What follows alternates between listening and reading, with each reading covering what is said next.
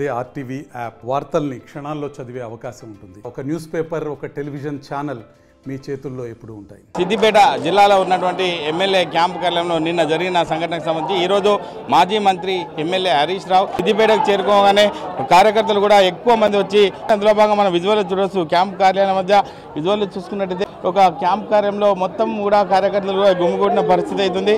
ఏది ఏమైనప్పటికీ జరిగిన సంఘటన ఒక విచారకరంగా కార్యకర్తలు కూడా క్యాంపు కార్యాలయం వద్ద చేరుకొని వాళ్ళ యొక్క నినాదాలు చేస్తూ హరీష్ రావు జిందాబాద్, హరీష్ రావు జిందాబాద్ అంటూ ఒక సిద్దిపేట గడ్డ హరీష్ రావు అడ్డరా అన్న నినాదంతో ఒక కార్యకర్తలు కూడా ఇప్పటికే నినాదాలు చేస్తూ క్యాంపు కార్యాలయం నుండి గుమిగూడడం జరిగింది. అందులో భాగంగా క్యాంపు కార్యాలయం చేరుకున్న కార్యకర్తలు ఉన్నారు మనతో పాటు. సార్ చెప్పండి, అంటే ఎట్లా అనిపిస్తుంది సార్ ఇప్పుడు ఈరోజు రావడాన్ని చూస్తే ఏమనిపిస్తుంది మీకు? ఒకటే 70 ఏళ్ళ స్వతంత్ర భారతదేశంలో మరి ఎన్నడూ లేని విధంగా ఇవాళ రేవంత్ రెడ్డి లంగ మాటలతో కవ్వింపు చర్యలు చేపడతా ఉన్నాడు. ఇలా 2 లక్షల రుణమాఫీ డిసెంబర్ 9న చేస్తానటువంటి రేవంత్ రెడ్డి 8 నెలలు గడిచినా కూడా 2 లక్షలు చేసేటువంటి పరిస్థితి లేదు.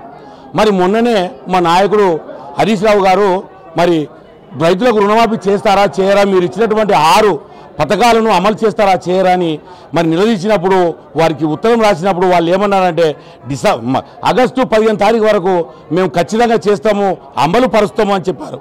కానీ ఈరోజు చూస్తే ఎక్కడ కూడా 2 లక్షల రుణమాఫీ జరగలేదు. ఏ బ్యాంకు పోయినా, ఎన్ని బ్యాంకులు తిరిగినా, ఏ ఊరికి పోయినా, ఎక్కడికైనా కూడా సిద్ధంగా ఉన్నదని నిరూపించడానికి 2 లక్షల రుణమాఫీ చెప్పినటువంటి రేవంత్ రెడ్డి ఇవాళ 2 లక్షల రుణమాఫీ చేయకుండా ఇవాళ మా నాయకుడిని అవమానపరచడానికి కంకణం కట్టుకోడు. ఇవాళ కాంగ్రెస్ గుండాలు మరి రేవంత్ రెడ్డి గుండాలు ఇవాళ కవ్వింపు చర్యలకు పాల్పడుతూ మా బీఆర్ఎస్ నాయకులపైన, మా కార్యాలయాలపైన భౌతిక దాడులు చేస్తూ ఉన్నారు. అలాంటి దాడులు మాకు చేయరా? కానీ ఓట్లతో ఎందుకు కూర్చున్నాం? మనం స్వతంత్ర భారతదేశంలో ఉన్నాము. ఇక్కడ స్వతంత్ర భారతదేశంలో అందరికీ హక్కు ఉంది. కానీ ఇంత కవ్వింపు చర్యలకు పాల్పడ్డటువంటి దాఖలాలు ఎక్కడ లేవు.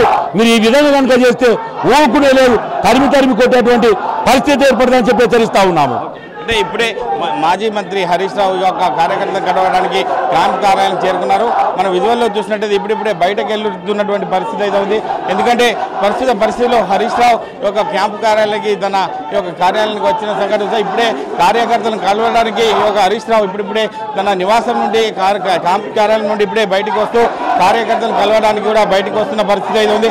మనం విజువల్లో చూడొచ్చు, అభివాదం చేస్తున్నారు. కార్యకర్తలు కూడా అభివాదం చేస్తూ హరీష్ రావు వెళ్ళడం జరుగుతుంది. మనం ఏది ఏమైనప్పటికీ కార్యకర్తలకు ఒక పై నుండి అభివాదం చేస్తూ కూడా ఒక హరీష్ రావు చెప్పడంలో కేరింతలతో హరీష్ రావు జిందాబాద్ అంటూ కూడా నినాదాలు చేస్తున్న పరిస్థితి మనకుంది.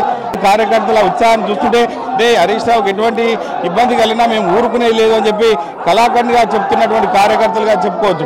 ఇదేమి చూడొచ్చు, విజువల్స్లో చూడొచ్చు. మనము హరీష్ రావు క్యాంపు కార్యాలయం చేరుకున్నప్పటి నుంచి వారు దారి పొడినా కూడా ఒక స్వాగతం పలుకుతూ క్యాంపు కార్యాలయాన్ని కూడా తీసుకొచ్చిన పరిస్థితి ఉంది. కానీ ఇప్పుడు విజువల్లో చూసుకుంటూ హరీష్ రావు ఇప్పుడే బయటకు దిగి కార్యకర్తలను కలవడానికి ఇప్పుడిప్పుడే బయటకు వస్తున్న పరిస్థితి ఎదురున్నాం. ఇటువంటి దాడిని తీవ్రంగా ఖండిస్తున్నామని చెప్పి ఒక బీఆర్ఎస్ పార్టీ శ్రేణులు కూడా ముక్తఖండంతో కోరుకుంటున్నారు. ఎందుకంటే ఇటువంటి దాడులు మేము సహించాం. ఎందుకంటే 10 సంవత్సరాల్లో మేము గతంలో ప్రభుత్వంలో ఉన్నా కూడా ఎటువంటి దాడులు జరగకుండా ఒక అహింసా మార్గంగా మేము ముందుకెళ్ళినాం తప్ప ఇటువంటి హింసా మార్గాన్ని కాంగ్రెస్ పార్టీ ఎన్నుకోవడం మేము తీవ్రంగా తప్పుపడుతున్నారని చెప్పి ఇప్పటికే కార్యకర్తలు కూడా తీవ్రంగా ముక్తఖండంతో కోరుకుంటున్నారు. కెమెరామెన్ ఎల్లూరుతో మహేష్, ఆర్టీవీ, సిద్దిపేట జిల్లా. హైదరాబాద్ సుచిత్ర సర్కిల్ కి ఒక విశేషం. మీ లలిత జ్యువెలరీ సుచిత్ర సర్కిల్ కి వచ్చేసింది. ఆగస్ట్ 18న బ్రహ్మాండమైన ప్రారంభోత్సవం. Lalitha jewellery, A block, Green Park Avenue, Suchitra road. మీ లలిత జ్యువెలరీలో ధరలు చెక్ చేయండి. డబ్బులు చాలా చాలా ఆదా చేస్తారు. డబ్బులు ఎవరికి ఊరికే రావు.